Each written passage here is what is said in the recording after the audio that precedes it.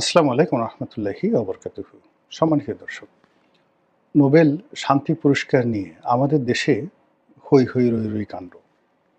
আমাদের দেশের রাজনৈতিক অঙ্গনে তেলেস্মাটি এবং বর্তমান যিনি তত্ত্বাবধায়ক সরকার বা অন্তর্বর্তীকালীন সরকারের প্রধান রয়েছেন জনাব ডক্টর মোহাম্মদ ইউনূস, তার সঙ্গে শেখ হাসিনার যে মনস্তাত্ত্বিক যুদ্ধ বলা হয়ে থাকে, এর একমাত্র কারণ হলো ডক্টর মোহাম্মদ ইউনূস কেন নোবেল পুরস্কার পেলেন আর শেখ হাসিনা কেন পেলেন না। এই গেল প্রথম কারণ। দ্বিতীয়ত ২০০৯ থেকে আজ অবধি আওয়ামী লীগ সরকারের প্রধান হিসেবে শেখ হাসিনার নোবেল প্রাপ্তির জন্য তিনি যে সকল ঝুঁকি নিয়েছেন, যে বিনিয়োগ করেছেন এবং যে সকল হাস্যকর ঘটনা তিনি বা তার লোকজন করেছেন, তা রীতিমতো আরব্য রজনীর মহাকাব্যের মতো। কতগুলো উদাহরণ দেই। প্রথমত, তিনি এবং তার যারা লোকজন, তাদের কতগুলো দ্বিমুখী কথা ছিল। শেখ হাসিনা বলতেন যে এই নোবেল টোবেলের প্রতি তার কোনো আগ্রহ নেই, এটা কি একটা পুরস্কার নাকি। আবার তার যারা লোকজন আছেন তাদের একটা অংশ বলতো যে শেখ হাসিনাকে যদি নোবেল পুরস্কার দেওয়া হয় তাহলে নোবেল কমিটির সম্মান বাড়বে, শেখ হাসিনার সম্মান এই পুরস্কার প্রাপ্তির সাথে অনেক অনেক বেশি। আর এক গ্রুপ বলতো যে এই নোবেল পুরস্কারের 2 পয়সার মূল্য নেই। আমেরিকার রাস্তাঘাটে এই নোবেল কমিটির যারা লোকজন তারা ঘুরে বেড়ায় এবং তাদেরকে একটু স্যান্ডউইচ খাওয়ালে, বিয়ার খাওয়ালে কিংবা হুইস্কি খাওয়ালে এই পুরস্কার পাওয়া যায়। এবং এই কথা সৈয়দ আশরাফ সাহেবের মতো একজন প্রাজ্ঞ রাজনীতিবিদ, যিনি বহুদিন ইংল্যান্ডে থেকেছেন, তার মতো মানুষের মুখ দিয়ে বের হয়েছে। এই গেল এক। 2 নম্বর হলো আবার এই পুরস্কার পাইয়ে দেওয়ার জন্য মানে আমাদের এই বাংলাদেশে অর্থনীতি, সাংবাদিকতা এবং রাজনীতির এবং ব্যবসায়ী মহলের, আমলা মহলের সবচেয়ে ধুরন্ধর এবং সবচেয়ে বদমাইশ এবং আমি নাম বলবো না, তাদের চেয়ে খারাপ লোক এই ট্রেডে আর নেই। মানে অর্থনীতিবিদদের মধ্যে তারা খারাপ মানুষ, খুব নাম করা অর্থনীতিবিদ কিন্তু খারাপ। সাংবাদিকদের মধ্যে খুবই মেধাবী, নাম করা কিন্তু বদমাইশ। তারপরে ব্যবসায়ীদের মধ্যে খুবই বড় ব্যবসায়ী, নাম করা কিন্তু অসৎ। এদের একটা বিরাট সিন্ডিকেট গড়ে উঠেছিল এবং এই সিন্ডিকেট একটা বিরাট ফান্ড রেজ করেছিল। তারা সেই ফান্ড রেজ করে, টাকা সংগ্রহ করে তারা সেই প্লেজার ট্রিপে একাধিকবার আমেরিকা এবং ইউরোপ ভ্রমণ করেছে। ভ্রমণ করে তারা সেখানে আনন্দ করেছে, ফুর্তি করেছে। আর শেখ হাসিনাকে জানানো হয়েছে যে সব কিছু রেডি আছে। এবং একবার তো এমন অবস্থা হলো, শোনা কথা, আল্লাহ মাফ করুক, যে এই ভদ্রমহিলাকে টেলিফোনের সামনে এক টাউট সাংবাদিক বসিয়ে রেখেছেন এবং তিনি বিদেশ থেকে বলছেন যে মোটামুটি ফাইনাল হয়ে গেছে, আপনাকে এখনই নোবেল কমিটি থেকে টেলিফোন করবে, আমি এখানে আছি, আপনি ফোন ছেড়ে অন্য কোথাও যাবেন না।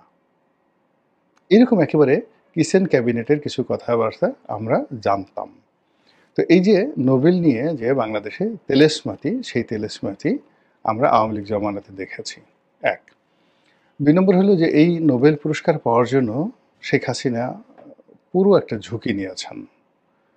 তিনি মাদার অফ ডেমোক্রেসি এবং মাদার অফ হিউম্যানিটি এই দুটো পদ এবং পদবি ধারণ করেছিলেন।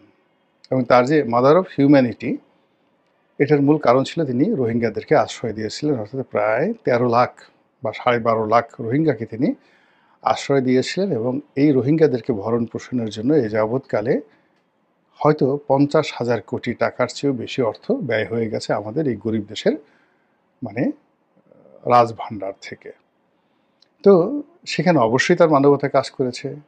অবশ্যই এখানে তৎকালীন তার অধীন যে সেনাবাহিনী ছিল, সেই সেনাবাহিনীর যে কূটচাল ছিল, তাদের যে ভ্রান্ত নীতি ছিল এবং ওই সময়টাতে রোহিঙ্গাদের মধ্যে যে সশস্ত্র গ্রুপ ছিল, তারা সেই সশস্ত্র গ্রুপ সরাসরি মায়ানমার জান্তা সরকারের যে সেনা ক্যাম্প রয়েছে, সেই সেনা ক্যাম্পে আক্রমণ চালিয়েছিল। এবং বলা হয়ে থাকে যে সেই ঘটনার পেছনে শেখ হাসিনার যে গোয়েন্দা সংস্থা, সেই গোয়েন্দা সংস্থার কর্মকর্তা এবং তাদের ইনফ্লুয়েন্সে সেনাবাহিনীর একটা গ্রিন সিগন্যাল ছিল। এবং সেই ঘটনার পর মায়ানমার সরকার খুবই ক্ষেপে যায় এবং তারা রীতিমতো এই রোহিঙ্গাদেরকে সেই দেশ থেকে একেবারে যেটাকে বলা হয় এথনিক ক্লিনজিনিং, একেবারে সমূলে বিনাশ করে দেওয়ার জন্য তাদেরকে রীতিমতো দলে দলে মানে কাতারে কাতারে বাংলাদেশে পুশিং করতে থাকে। এবং ওই সময়টিতে সেনাবাহিনী বলেন, বাংলাদেশ সরকার বলেন, তাদের আসলে এর বাইরে কোনো কিছু করার ছিল না। এর কারণ হলো যদি মায়ানমার সরকার এটা প্রকাশ করে দেয় আন্তর্জাতিক অঙ্গনে, এটা বাংলাদেশের জন্য একটা সমস্যা হতে পারত। কিন্তু আমরা জানতাম, কিন্তু ওটা ওই সময় বলাটা আকার ইঙ্গিতে বলেছি, কিন্তু লিখেছিও, আমি কথা লিখেছি, কিন্তু এইভাবে এখন যেভাবে বলছি এভাবে বলা সম্ভব ছিল না। তো যাই হোক, তিনি যেখানে নো ম্যানস ল্যান্ড রয়েছে সেখানে তিনি রোহিঙ্গাদেরকে থামিয়ে দিতে পারতেন। এবং ওটাও আমি বলেছিলাম ওই সময়টাতে, যে এখানে এই সময়টাতে এদেরকে ঢুকতে দেওয়াটা আওয়ামী লীগের জন্য একটা আত্মঘাতী হবে, বাংলাদেশের জন্য একটা আত্মঘাতী বিষয় হবে। দেখুন এখন 2025 সনে এসে এই রোহিঙ্গাদেরকে কেন্দ্র করে আবার একটা যুদ্ধ, আবার একটা করিডর, আবার আমেরিকার আগমন, এই জিনিসগুলো যে শুরু হচ্ছে, এটা কিন্তু ওই সময়টাতে আমার মতো একজন ক্ষুদ্র মানুষ, আমি কিন্তু শেখ হাসিনাকে বলেছিলাম, ইন রিটেন টকশোতে বলেছিলাম, বাংলাদেশ প্রতিদিনে লিখেছিলাম যে এদেরকে এই মুহূর্তে ঢুকতে দেওয়াটা ঠিক হচ্ছে না। কিন্তু তিনি কূটনৈতিক কারণে, কৌশলগত কারণে তিনি ঢুকতে দিয়েছেন বটে, কিন্তু তার মনের মধ্যে একটা বাসনা ছিল যে এই যে আর্তমানবতার সেবায় তিনি যে কাজগুলো করছেন, এই কাজে হয়তো তিনি জান্নাত পাবেন মুসলমানদেরকে আশ্রয় দিয়ে। দ্বিতীয়ত, এরকম একটা মানবতাবাদী কাজ, যে কাজের জন্য আমেরিকা তাকে বাহাবা দিচ্ছে, জাতিসংঘ বাহাবা দিচ্ছে, ইউরোপীয় ইউনিয়ন বাহাবা দিচ্ছে, সারা দুনিয়া বাহাবা দিচ্ছে, তো কাজেই এবার তার নোবেল পুরস্কার আর কেউ ঠেকাতে পারবে না। তো যাই হোক, সে বহু আগের কাহিনী, বহু ঘটনা। এখন সেই নোবেল নিয়ে কামড়াকামড়ি করতে করতে দেখা গেল যে তিনি এখন নির্বাসিত, আর তিনি যাকে টার্গেট করে, হিংসে করে তিনি তার সমস্ত রাষ্ট্রযন্ত্রের শক্তি এবং দলীয় শক্তি যার বিরুদ্ধে ব্যয় করেছেন, সেই ডক্টর মোহাম্মদ ইউনূস এখন রাষ্ট্র ক্ষমতায়। তো এই হলো বাংলাদেশে নোবেল নিয়ে তেলস্মাতে। কিন্তু ইউরোপ আমেরিকা থেকে এরকম ঘটনা ঘটে বা এটা কি সম্ভব? কিন্তু বাস্তবতা হলো যে আমেরিকাতে এই ঘটনা ঘটছে।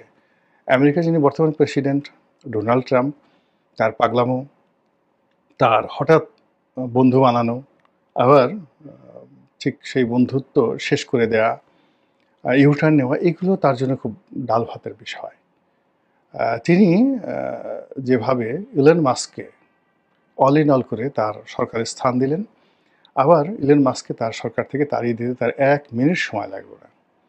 তিনি যেভাবে ইসরায়েলকে লেলিয়ে দিলেন ইরানের বিরুদ্ধে, আবার সে ইসরায়েলকে খুব অকথ্য, অশ্রাব্য, যেটা কোনো মার্কিন প্রেসিডেন্ট এই রাষ্ট্রটির ইতিহাসে কখনো এই ধরনের অশ্রাব্য শব্দ ব্যবহার করেনি, সেই শব্দ ব্যবহার করে গালি দিয়ে তিনি নেতানিয়াহুকে বাধ্য করলেন এই যুদ্ধ বিরতির জন্য। একইভাবে তিনি ভারত এবং পাকিস্তানের যে যুদ্ধ বলা হয়ে থাকে, এই যুদ্ধ তিনিই বাঁধিয়ে দিয়েছেন।